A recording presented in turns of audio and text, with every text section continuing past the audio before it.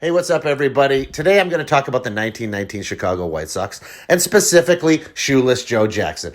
He was the Hall of Fame type player who was banned from baseball because, he threw that 1919 World Series, even though there's no statistical proof of it, and he never took any money for it. But if you go back to that time period, you realize he was being drastically underpaid. He was illiterate. He didn't have an agent, so he was making $5,000 a year while top players were making 15.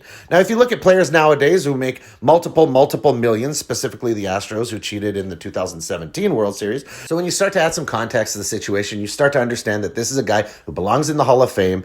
And let's just look at the numbers. Hit 408 in 1911, 356 over his career, third highest all time. A 62 WAR by the age of 32. He's 32 in this picture. Looks pretty grizzled to me. It was a harder time. He had a 170 career OPS plus. But let's dive into what he was making salary-wise. Back then, they were making about $3,500 a year to play Major League Baseball. The average American was making about $1,300. That's 2.7 times the average American, which isn't that much considering travel and the fact that you might be out of baseball by the time you're 35. Now, Major League Baseball players make $4 million on average, whereas the average American makes about $52,000. Now, let's just compare the two. The average American makes 39 times more than they did in 1919. Not that much when you consider inflation, but the average baseball player makes 1,142 times more than they did in 1919. Why are they striking? That's ridiculous. Now, the last point that I wanted to make was one of the biggest moments in baseball last year was the Field of Dreams game, that celebration of the film which honored the team that was banned from baseball.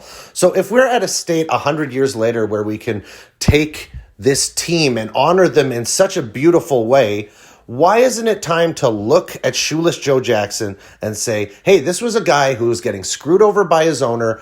He really didn't have any way to defend himself when it came to financial systems back then. He was illiterate. So why don't we forgive him, put him in the Hall of Fame? He's been dead for 75 years. I think it's time to forgive the guy. He's one of the greatest talents this game has ever seen.